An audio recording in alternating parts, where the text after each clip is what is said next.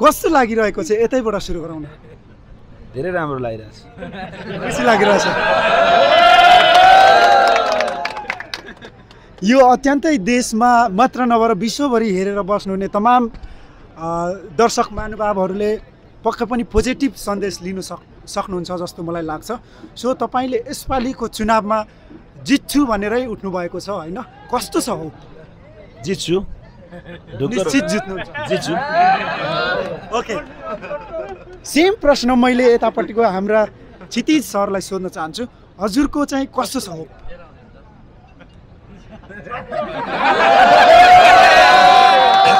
So सबैजनाले subscribe गरिदिनु होला शेयर लाइक्स गरिदिनु होला यति भन्न चाहन्छु थ्याङ्क यू हार्दिक स्वागत छ दर्शकवृन्द तपाईहरुमाझ मैले दुईजना जुझारु नेता मा अटाइरहनु भएको छ सुमन पुरी सर यतिखेर भोट माग्दै आउने क्रममा यहाँ ठ्याक्कै क्षितिज कमरेडको अगाडि आइपुग्नु भएको छ र सो यतिखेर सम्पूर्ण प्रतिनिधि महानुभावहरू आएर बसिरहनु भएको छ वरिपरि देखिरहनु भएको छ यसको माहौल पक्कै पनि सकारात्मक जान्छ भन्ने लाग्छ सर्वप्रथम दुवैजना उम्मेदवार नेताजीहरूलाई स्वागत छ यतैबाट सुरु गरौँ न धेरै राम्रो लागिरहेछ खुसी लागिरहेछ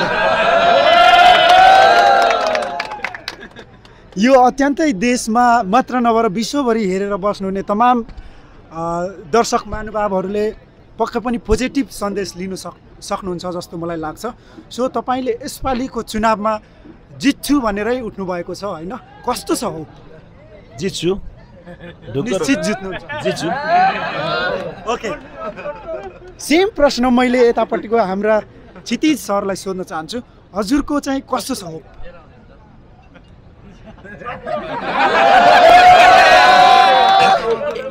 यसो हेर्दाखेरि 80% जति आउँछ होला भोट अत्यन्तै रमाइलो र यो त देशभरि चाहिँ नै नभएर विश्वभरि भाइरल हुने टाइपको प्रश्न खडा गरे कि जस्तो लाग्छ हैन सो र यतापट्टि यसरी हेरिरहनु भएको छ देशभरिबाट आउनुभएका प्रतिनिधि महानुभावहरू आउनुभएको छ विभिन्न गाउँ गाउँ कुना कुनाबाट आउनुभएका यतिखेर प्रतिनिधि सरहरू आउनुभएको छ हैन सो अब यसरी लडिरहनु पर्ने यो त पहिलोचोटि हो किन सिर्जना भयो क्षितिज सरबाटै सुरु गरौँ लडेको होइन यो प्रतिस्पर्धा अभ्यास पनि भन्न सकिन्छ हैन स्वच्छ प्रतिस्पर्धा हो युवाले स्वच्छ प्रतिस्पर्धा गर्छ प्रतिस्पर्धामा श्रेष्ठता हासिल गर्ने हो त्यसो अगाडि बढ्ने ओके के छ साँच्ची उहाँ पछाडिबाट आयो एउटा प्रश्न चुनाव चाहिँ हुन्छ कि हुँदैन यो माहौलले त पक्कै नहोला भन्ने हामीले त शङ्का गर्छौँ चुनाव हुन्छ तथापि अब प्रतिपक्षी उम्मेदवारले या सुमनजीले छोडे भन्यो भने चुनाव हुने सम्भावना हुन्न त्यस्तो स्थितिमा तर अहिलेसम्मको परिस्थितिमा चुनाव हुन्छ के छ सुमन सर तपाईले के छोड्नुहुन्छ त उहाँले भन्नुभयो प्रश्नको एन्सर ठाउँको ठाउँ भनिदिनु पर्यो म छोड्नको लागि उम्मेदवार दर्ता गरेको छैन अत्यन्तै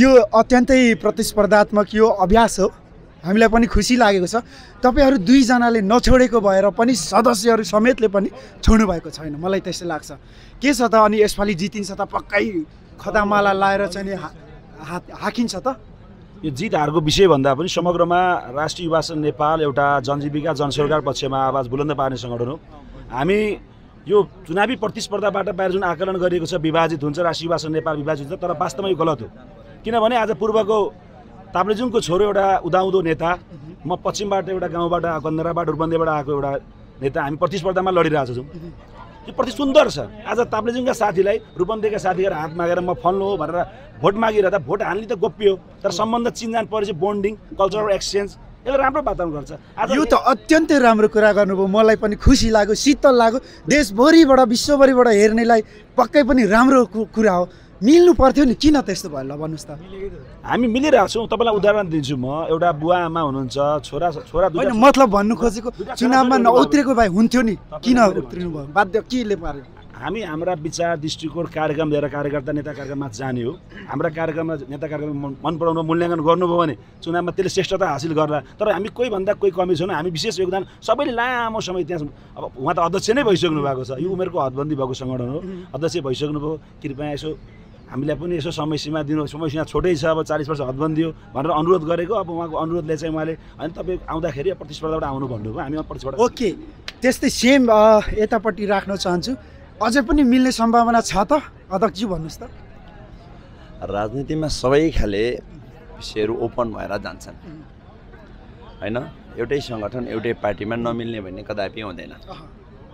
कुनै विषयहरू बाँकी रहनन् राजनीतिमा, सबै सम्भावनाहरूको ढोका खुल्ला गरेर राजनीति अगाडि बढेको हुन्छ र सबै खाले विषयहरूलाई नेतृत्व गरेर राजनीति अगाडि बढेको हुन्छ। त्यही कारणले हरेक स्टेपमा समाधान र हरेक स्टेपमा समस्या हुन्छ। यसमा धेरै ठुलो विषय भएन, मिल्नका लागि हामी मिलिराखेका छौँ। अहिले पनि कुनै पनि झगडा छैन, वाद विवाद छैन र अहिलेसम्मको राष्ट्रिय युवा सेना इतिहासमै स्वच्छ शान्त र यो ढङ्गको प्रतिस्पर्धा अगाडि बढ्नुपर्छ भनेर स्थापित गर्ने ढङ्गले पनि यो खालको माहौल सिर्जना, वातावरण र यो संस्कार युवाहरूलाई दिनुपर्छ, नयाँ युवाहरूलाई दिनुपर्छ। यो खालको गतिविधिबाट मात्रै श्रेष्ठता हासिल गर्न सकिन्छ भन्ने वातावरण छ। मिल्नका लागि, मेलमिलापको लागि, सर्वसम्मत नेतृत्व चयनका लागि जहिले पनि ढोका ओपन हुन्छन् हाम्रो प्रक्रियामा। त्यो सर्वसम्मत प्रक्रिया भनेको 100% चयन हो, सम्पूर्ण मतदाताको सम्पूर्ण प्रतिनिधिको आवाज हो।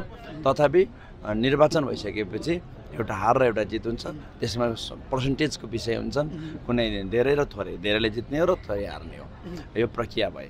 तर अहिले राष्ट्रिय युवा सेना नेपालको युवा आन्दोलनलाई नेतृत्व गर्न अगाडि बढेको छ।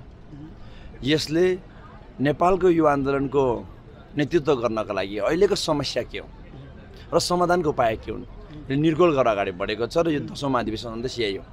आजको प्रमुख ठ्याक्कै अहिलेको समस्या चाहिँ हाम्रो केन्द्रमै 2 जना उम्मेदवार हो होइन। हामी तलको मान्छेहरू त जति पनि यहाँ देखेर बसिरहनु हुने त अब धेरै समस्यामा परिएको छ होइन। यसले गर्दाखेरि अलिकति तनाव पनि सिर्जना भएको छ। के छ सुमन सर, मिल्न सकिन्छ त? उहाँले त रिक्वेस्ट गरै हुनुहुन्छ।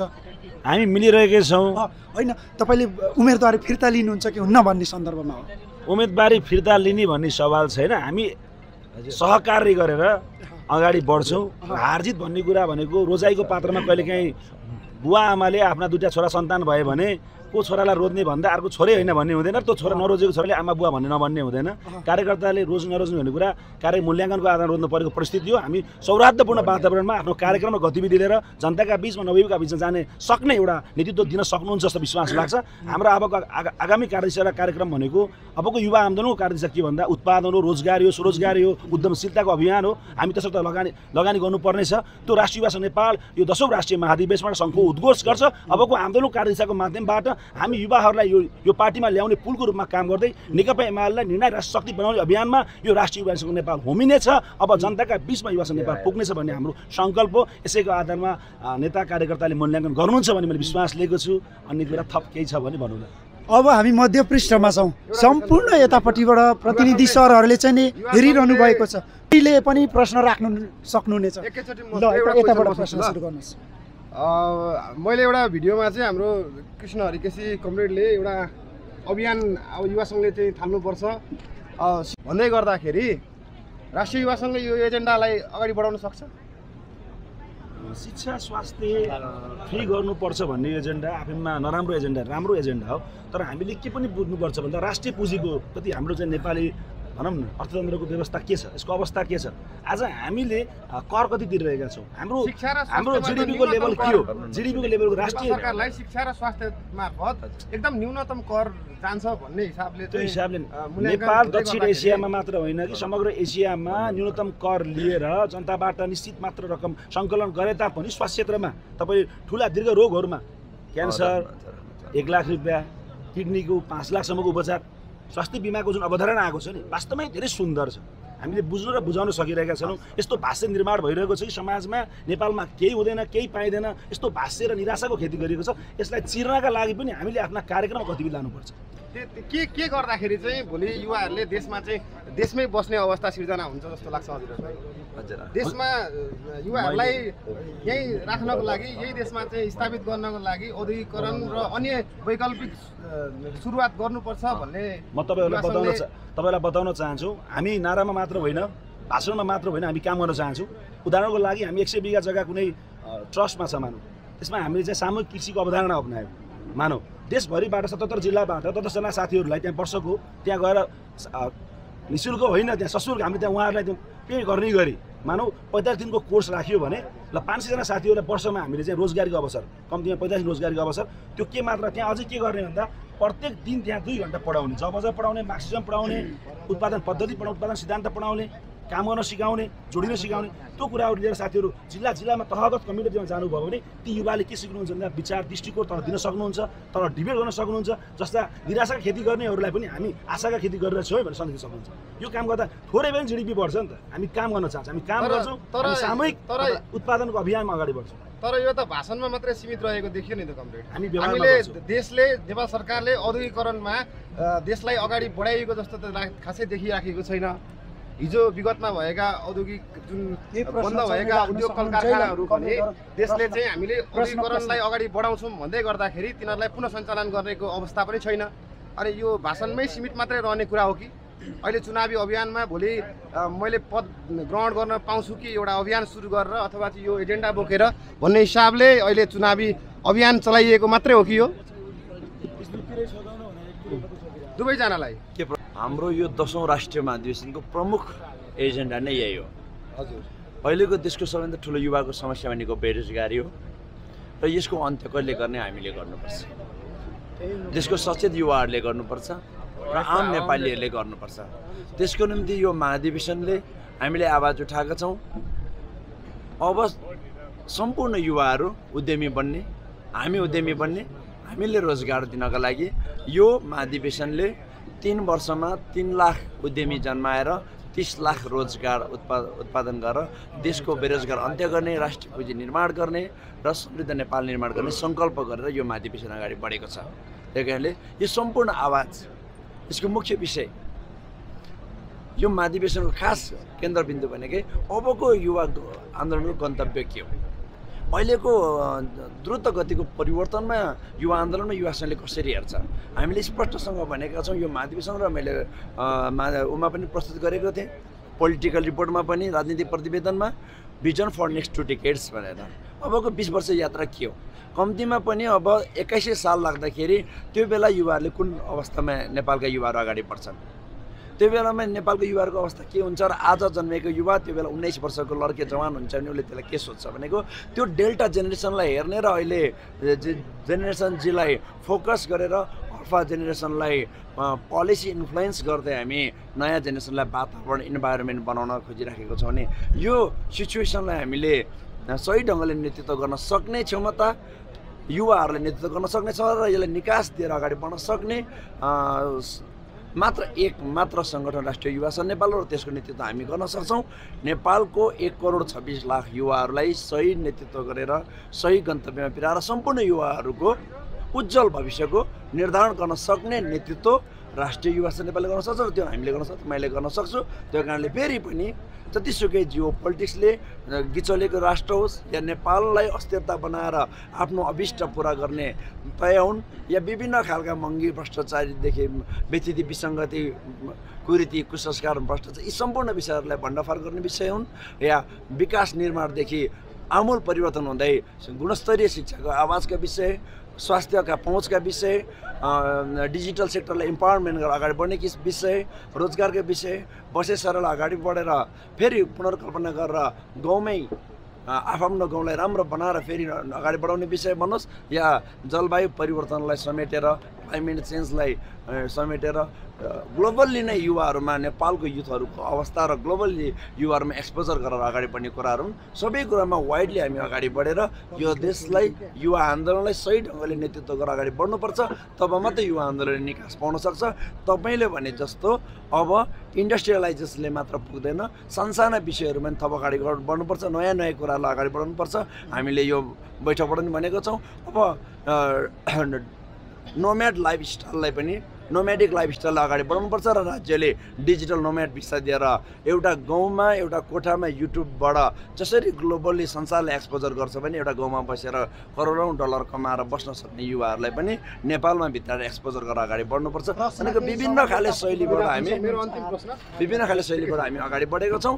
जसरी पनि नेपालले निकास पाउनुपर्छ, यो राष्ट्रले निकास पाउनुपर्छ, समृद्ध नेपाल निर्माण गर्नुपर्छ, युवा आन्दोलनले निकास पाउनुपर्छ। यही हो हाम्रो मुख्य गन्तव्य। मेरो अन्तिम प्रश्न के छ भने हामीले हरेक चुनावमा सगरमाथाभन्दा उचाइका म्यान्डेटहरू चाहिँ जनता समक्ष लगेर त्यसलाई भोलि हामी चाहिँ पुरा गर्छौँ भनेर नेपाल कम्युनिस्ट पार्टी हाम्रो चाहिँ मूल पार्टी र युवा सङ्घ सबैले सगरमाथाभन्दा उचाइका चाहिँ म्यान्डेटहरू ल्याउनुहुन्छ र पुरा गर्न नसक्दाखेरि कार्यकाल सकिँदाखेरि पनि ती कुराहरू चाहिँ पुरा गर्न नसक्दाखेरि मैले चाहिँ जिम्मेवारी वहन गर्न सकिनँ छु भनेर अब मार्ग प्रशस्त गर्ने खालको चाहिँ एउटा बाटो पनि चाहिँ अब ल्याउनु पर्यो। हरेकचोटि चाहिँ जनतालाई भुल्याउने अल्मल्याउने होइन, अनि जनताबाट चाहिँ भोट लिने, अगाडि बढ्ने र भनेका मैले जनताको लागि यो गर्छु, देशको लागि यो गर्छु, यो विकास गर्छु भनेर कार्यकाल सकिन्जेलसम्म पनि पुरा गर्न नसक्दाखेरि भोलि मैले जिम्मेवारी पुरा गर्न सकिनँ र अब म यो पदमा चाहिँ अथवा यो ठाउँमा चाहिँ म योग्य रहेन रहेछु भनेर अब हाम्रा नेताहरूले चाहिँ मार्ग प्रशस्त गर्ने अब एउटा दिन आयो कि आएन, समय आयो कि आएन कमरेड? सबैभन्दा पहिलो त हामीले रिटायर स्कुलिङ सुरु गर्नुपर्छ नेपालमा। आफ्नै दिमागमै रिटायर हुनुपर्छ भनेर कन्सेप्ट लिएर रिटायरिङ स्कुलिङ गरेर अगाडि बढ्यो भने यो संस्कारलाई इस्टाब्लिस गऱ्यो भने कुनै पनि एक्सिडेन्टहरू हुन्न नि त। ढुक्कसँग हामी रिटायरिङ गरेर अगाडि बढ्छौँ, यो ढुक्क हुनुहोस्। तर हामीले अहिले उठाएको इस्यु चाहिँ एकदमै व्यावहारिक छन् र भइराखेको विषय हो। भर्खरै मात्रै नेपाल सरकारले नीति तथा कार्यक्रममा बिना धितो ऋण राखेर अगाडि बढ्ने कार्यक्रम लिएर आएको छ। हिजो कृषिमा कृषि अनुदान नेपाली जनतालाई दिँदै गर्दाखेरि होइन, अहिले तपाईँलाई चाहिँ बाख्रा भन्दै गर्दाखेरि त्यस्ता खालका घटनाहरू देशमा धेरै भए, न छानबिन भए न कारवाही भए। अनि यस्ता नयाँ योजना आउँछन् जनताको लागि चाहिँ सुन्दैखेरि चाहिँ म भोलि चाहिँ यो मेरो देश सिङ्गापुरभन्दा चाहिँ अझ राम्रो हुने खालका भन्ने योजना त आउँछन्, तर ती जुन हिसाबले गलत बाटोमा गलत ट्र्याकमा गइरहेका हुन्छन् र त्यसलाई सम्बन्धित निकायले कन्ट्रोल गर्न नसक्नु, त्यसलाई चाहिँ व्यवस्थित गर्न नसक्नुको पनि कमजोरी हो नि त। नयाँ योजना ल्याउनु मात्र ठुलो कुरो होइन नि, योजना हुन्छ योजनालाई कार्यान्वयन गर्नुपर्छ। अघि नै मैले भनिसकेँ नेपाल सरकारलाई हामीले धन्यवाद दिनैपर्छ। यो सारा युवा आन्दोलनले धन्यवाद दिनुपर्छ, सारा युवाहरूले धन्यवाद दिनुपर्छ। आज नेपालको युवाहरूको मुटुको माग प्राप्ति भएको छ। हामीसँग लगानी गर्ने पैसा छैन, त्यो कारणले परियोजनालाई धितो राखेर लगानी गरेर राज्यले स्टार्टअप कर्जा पनि गराएको छ र एन्टरप्रेनरसिपको लागि उद्यमी कार्यक्रम लिएर आएको छ। योभन्दा ठुलो हामीलाई अवसर कुनै पनि हुँदैन। त्यसो भए लगानीलाई यो कार्यक्रमलाई अगाडि बढाउने र कार्यक्रमलाई सुनिश्चित गर्ने हो भने यो कार्यक्रमप्रति लिटरेसी जनजागरण कार्यक्रम पनि गर्नुपर्छ। तब मात्रै युवाहरूले अवगत भन्छ, सूचना सम्प्रेषण गर्नुपर्छ, कसरी कार्यक्रम गर्ने, कसरी लिने ऋण, कसरी उद्यमी गर्ने, फाइनेन्सियल लिटरेसीका कुराहरू भए विभिन्न खाले विषयहरूलाई सिकाउँदै उसलाई स्टार्टअप र एन्टरप्रेनरसिपको विषय सिकाएर आम युवाहरूलाई आत्मनिर्भरतामा लानुपर्छ। हामीले अहिले जति माग राखेको छौँ व्यावहारिक, जति मुद्दाहरू उठाएका छौँ व्यावहारिक र हुन सक्ने, र आज नेपाल सरकार केपी सरकारले सुरु गरिसकेको स्टार्टअप कर्जा र एन्टरप्रेनरसिपको सुरु गरिसकेको र नीति तथा कार्यक्रमले सेट गरिसकेको कार्यक्रमलाई चाहिँ विशेष हामीले सङ्कल्पै गर्ने भनेर चाहिँ 3 वर्षमा 3 लाख उद्यमी बनाउनै पर्छ सङ्कल्प गर्नको लागि। 30 लाख रोजगार निर्माण गरेर नेपाललाई आत्मनिर्भर बनाउनु पर्छ, आम युवालाई आत्मनिर्भर सङ्कल्पै गर्नको लागि अगाडि बढेको छ भने चाहिँ यो कार्यक्रम हुन्छ। र नेपाल सरकार र नेपालको राजनीतिको टेन्डेन्सी जुन तपाईँले बुझ्नुभयो, महत्त्वकाङ्क्षी योजनाहरू हुनुपर्छन्, तर योजनाहरू कार्यान्वयन गर्न सक्ने योजना हुनुपर्छ। महत्त्वकाङ्क्षी योजना भने नि विकास सम्भव छैन, तर महत्त्वकाङ्क्षी योजनाको लागि असम्भव योजनाहरू धेरै ल्याएर जनतालाई फ्रस्ट्रेसन बनाउने वातावरण पनि बनाउनुहुन्न। यो तपाईँले भनेको विषय समीक्षा गरेर नयाँ ढङ्गले अगाडि बढ्नुपर्ने विषय, महत्त्वपूर्ण विषय उठाउनु भएको छ। यो समय सन्दर्भिक छ। तथापि नेपालको राजनीतिमा रिटायर स्कुलिङ गरेर अब सही कति समय राजनीति गर्ने र कति समय पछाडि मैले योगदान दिनुपर्ने, मेरो ऊर्जा समय कति समय राजनीति दिएर कति रिटायर हुनु भन्ने विषय चाहिँ अगाडि बढेर संस्कार स्थापित गर्नुपर्छ। यो पनि तपाईँले समय सन्दर्भिक प्रश्न गर्नुभएको छ। हजुरको उत्तर एकदम चाहिँ सान्दर्भिक छ, खुसी लाग्यो कमरेड होइन। जस्तो अहिलेको अवस्थामा मार्केटमा एउटा विषयवस्तु भाइरल भइरहेको छ, एयरपोर्टको विषयवस्तु। हिजो तत्कालीन गृहमन्त्री नहुँदाखेरि जस्तो हाम्रै पार्टीका विभिन्न कमरेडहरूलाई पनि यस्ता किसिमका अभियोग लाग्दाखेरि उहाँले चाहिँ पदमा नबसेर तपाईँलाई राजीनामा दिएर चाहिँ त्यो कानुनी प्रक्रियालाई चाहिँ सघाउनुहोस् भन्दै गर्दाखेरि अनि अहिले जुन गतिविधि भइरहेछ त्यसलाई नियन्त्रण गर्ने विषयमा पनि यस्तै गरी सबैजनाको एउटा एउटा प्रश्न यताबाट लिन्छु यताबाट प्रश्न होला है त सबैभन्दा पहिलो प्रथम त कमेन्ट अभिवादन एकछिन शान्त रहिदिनु होला यताबाट एउटा प्रश्न सबैभन्दा पहिला हामी युवा हो युवाले आफ्नो अवसान देखाउनुपर्छ सबभन्दा पहिला यो लाइभ बन्द गर्नुहोस् त पहिला लाइभ बन्द गर्नु ल अब ठिक छ प्रश्न अरू कसैको प्रश्न छ भने राख्न सक्नुहुन्छ एकछिन हामी यो सम्बन्ध बन्द गरौँ अब हामी सन्चै विषयमा प्रवेश गरौँ आज हामी 4 दिन भइसक्यो अधिवेशन लागि दौडादौडी छौँ आज 2 जना दोय हिँड्दै हुनुहुन्छ अध्यक्षको उम्मेदवारहरू दोय बस्नु भएको छ एकदम खुसी लागेको छ म 2 जनालाई चाहिँ सोल्भ गर्न चाहन्छु यति बेला 2 जना सँगै बसेर हामी ल थ्याङ्क यू सो मच ल बात संवादको लागि हामी यो मिडिया बाइसमा लाइभ बन्द गरौँ हामी सन्चैको कुरा गरौँ जाइत कुरा गरौँ हामी कहिलेसम्म बस्यौँ पोखरामा पूर्व मेचीदेखि पश्चिम महाकालीसम्म युवा भोलिको दिनमा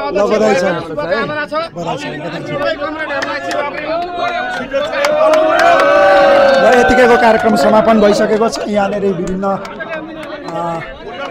प्रतिनिधिहरू आउनु भएको छ र सो अहिले यति नै राख्दछु थ्याङ्क यू सो मच